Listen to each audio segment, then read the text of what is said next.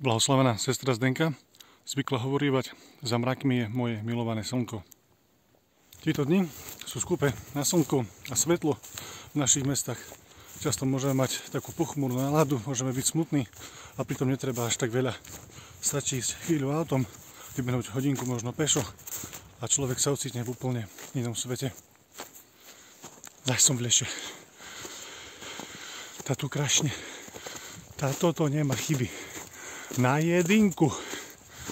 Môže stať, že aj my sa uzrieme do svojej temnoty, nevidíme slnko, svetlo na konci tunela a pritom netreba až tak veľa.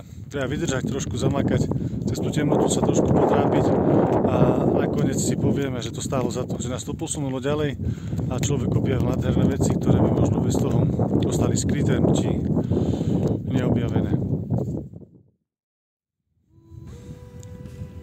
A to som teraz povedz, no, buď múdry. No nič, ešte raz. No neznám čo ďalej. Baborac. No a nakoniec posledná hadanka. Hadajte, kde som.